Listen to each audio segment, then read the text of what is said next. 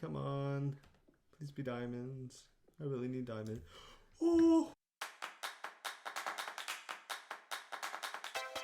Hey y'all, welcome back to another video. We are here on the MMC server, and I thought I'd come back on, see what everything is like, see the state of everything, and maybe we could get back into some vanilla gameplay. And the first thing I thought we'd do is just take a tour and see what we've done so far. So if you don't remember or you haven't seen the previous videos, we have a starter base in Kingdom Victoria.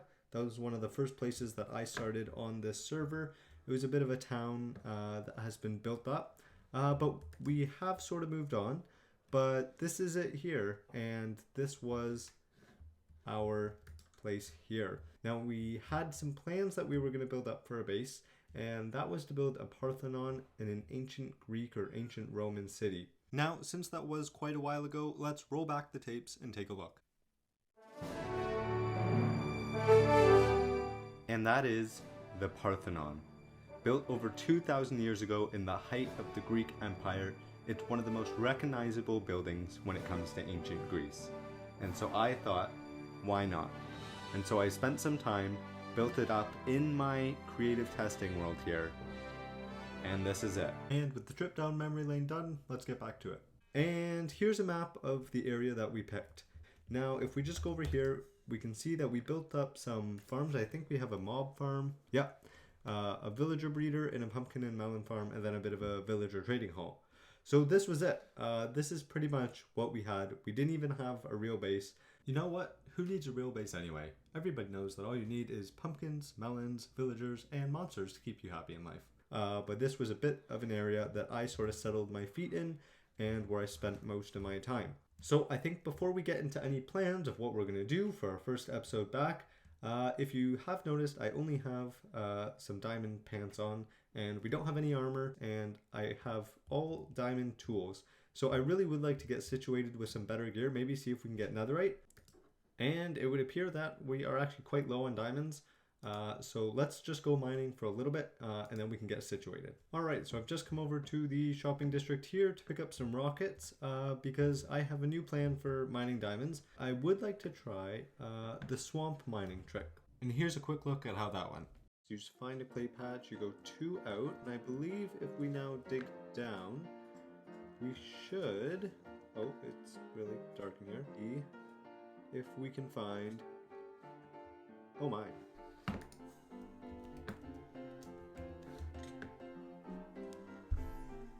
Ooh, that's not good. We just died. Oh, and here we have a swamp. Okay, so let's try this and hopefully this works. All right, well, after countless searches through the swamp using the 1.16 and 1.17 method, I have just had rotten luck. So overall, it was not a successful journey. But if you thought things couldn't get any worse, well, they did. So just a bit of bad news. You see this water spot right here? Well, I was just mining along, and I saw a creeper floating down the river, and it might have blown up right here. And when I came back, all my stuff appears to be gone. So that means, while we do have extra elytra, we might have lost all of our tools and the diamonds we collected. So definitely a slow start, but we've come too far to give up now, and besides, it would make a pretty lousy video if we just ended now. I took a look at the villagers here from when we would have last put them in, and I don't know what I was thinking, but these guys do not have some good trades at all. Like projectile protection's okay, but none of them are really good. So I think we're gonna get rid of these guys and then bring in some new ones, and then we can just customize the trades to be whatever we want. And after many hours, we finally got a good set of tools. We had to do a fair bit of mining, we had to do lots of villager trading, but we now have full armor. So we have mending, protection, respiration, unbreaking on the helmet, same thing on the leggings, and then the boots we also have depth strider and feather falling.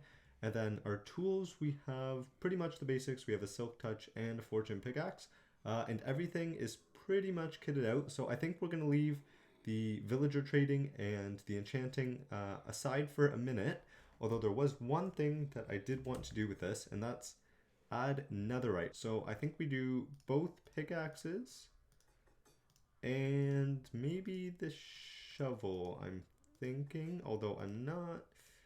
Yeah, I feel like I use the shovel the most. So we'll go the shovel.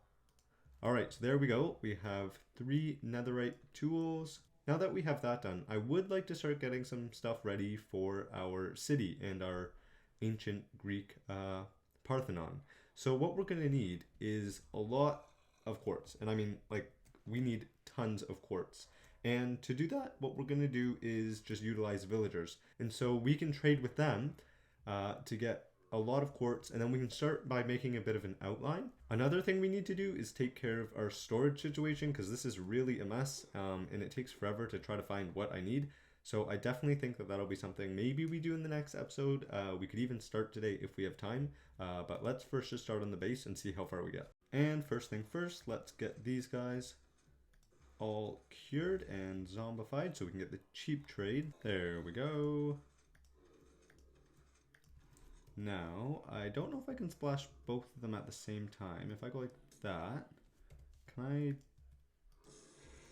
I? Oh, sweet, okay. And we have one guy cured here, so we should be able to trade with him and hopefully unlock that quartz trade. Ooh, this guy has, we can trade for dripstone block. I didn't know that was a thing. Oh, that is so cool, because I don't actually have my hands on any of that. And here we are, the quartz trade. So we did have the right ones. So I'm just going to collect up a little bit of quartz here, and then we can actually outline where we want to have our base.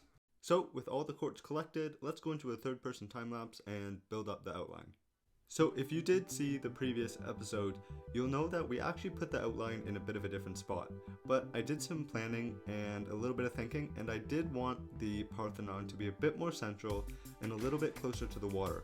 So I picked this village area because it had a nice mountain range around it, and it had a path straight to the water, and it was a big open area that we could work with. Now that probably means we're gonna have to take out the village, but that shouldn't be a problem. And also, I'm starting to worry about our quartz supply, because just that outline took 8 stacks.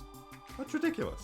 So I think we're gonna have to utilize the gold farm, because you can use piglin trading to get quartz. So that's definitely gonna be something coming up. And maybe we also expand our villager count, because 5 was nowhere near enough. So that'll be something that we definitely do in the future, but we're done the outline, so let's get back into it. Now, I have not actually taken a look at this thing from above, so let's fly up. And you know what? Let's turn up the render distance here.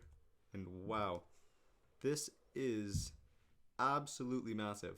Now, when I built this up in my redstone testing world, it did not look this big, and it could be just because we run a flat desert world, but in the scale of this village here, this is just the main building. Like, we still want to build a whole city, and this thing is absolutely massive. And like I mentioned, this is going to take a lot of quartz, so we're definitely going to have some gathering to do later, but we're not going to do it now because we actually have a few other things that we're going to do.